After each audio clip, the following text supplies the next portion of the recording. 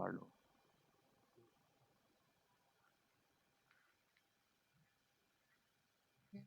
अस्सलाम वालेकुम रहमतुल्लाह। लड़के पमार ਦੇ ਵਿੱਚ ਮੌਜੂਦ ਹਾਂ। ਇਹ ਕਸੂਰ ਸਿਟੀ ਤੋਂ ਤਕਰੀਬਨ 100 ਕਿਲੋਮੀਟਰ ਦੂਰ ਦਾ ਇਲਾਕਾ ਹੈ ਤੇ ਇੱਥੇ ਕੁਝ ਇਲਾਕਾ ਜਿਹੜਾ ਹੈ ਉਹ ਢਾਇਆਂ ਤੇ ਮੁਸ਼ਤਮਿਲ ਹੈ ਤੇ ਕੋਈ ਪੱਧਰੀ ਤੇ ਵਾਦ ਜ਼ਮੀਨ ਹੈ। ਇੱਧਰ ਮੈਂ ਤੁਹਾਨੂੰ ਦਿਖਾਣਾ, ਇੱਧਰ ਆ ਜਾਓ।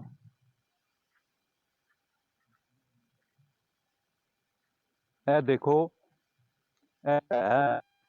ਇਹ ਸਾਰੀ ਜ਼ਮੀਨ ਜਿਹੜੀ ਥੱਲੇ ਵਾਲੀ ਪੱਧਰੀ ਹੈ ਤੇ ਇਹ ਉਤਲਾ ਹਿੱਸਾ ਹੈ ਜਿਹੜਾ ਇਹ ਸਾਰਾ ਢਾਇਆਂ ਤੇ ਮੁਸ਼ਤਮਿਲ ਹੈ। ਇੱਧਰ ਵੀ ਦੇਖੋ, ਮੇਰਾ कैमरामैन ਇੱਧਰ ਦਿਖਾਵੇ। ये देखो, इधर आ जाओ। तुसी मेरे बने तवज्जो रखनी, उधर नहीं बोलना।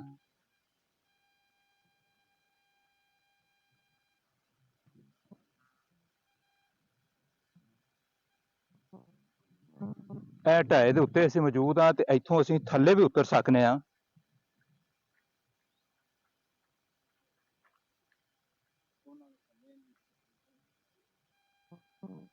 ਤਕਰੀਬਨ ਇਸ ਤੋਂ ਅੱਗੇ ਵੀ ਜਿਹੜਾ ਨਾ ਜ਼ਮੀਨ ਕਾਫੀ ਨੀਵੀਂ ਹੈ ਤੇ ਅਸੀਂ ਜਿਹੜਾ ਨਾ 50 ਫੁੱਟ ਤੱਕ ਥੱਲੇ ਜਾ ਸਕਨੇ ਹਾਂ। ਇਹ ਦੇਖੋ ਕਿੰਨੀ ਮੁਸ਼ਕਲ ਦੇ ਵਿੱਚ ਇਹ ਲੋਕ ਜਿਹੜੇ ਨਾ ਆਪਣੀ ਜ਼ਿੰਦਗੀ ਬਸਰ ਕਰ ਰਹੇ ਨੇ। ਜਿਹੜਾ ਬੰਦਾ ਥੱਲੇ ਚਲਾ ਜਾਂਦਾ ਹੈ ਉਹ ਬੜੀ ਮਿਹਨਤ ਨਾਲ ਉਹਨੂੰ ਉੱਤੇ ਆਉਣਾ ਪੈਂਦਾ ਹੈ।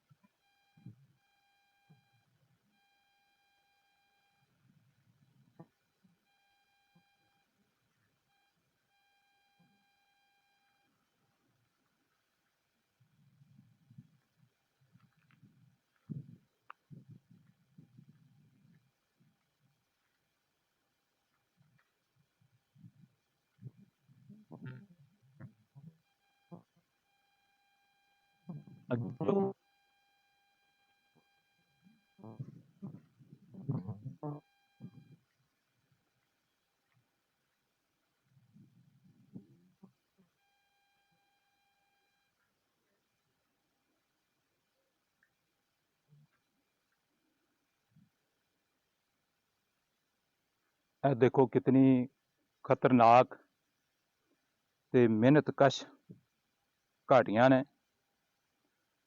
ਇੱਥੇ ਕਾਫੀ ਦਰਿੰਦੇ ਵੀ ਮੌਜੂਦ ਨੇ ਤੇ ਬਹੁਤ ਅੱਛਾ ਸੀਨ ਵੀ ਹੈ। ਦਿਲ ਨਹੀਂ ਕਰ ਰਿਹਾ ਵੀ ਇਹ ਸੀਨ ਜਿਹੜਾ ਖਤਮ ਹੋਵੇ। ਕਦੀ ਮੁੱਦਤ ਤੋਂ ਬਾਅਦ ਬੰਦੇ ਨੂੰ ਇਹ ਨਸੀਬ ਹੁੰਦੀਆਂ ਨੇ ਇਸ ਤਰ੍ਹਾਂ ਦੀਆਂ ਚੀਜ਼ਾਂ।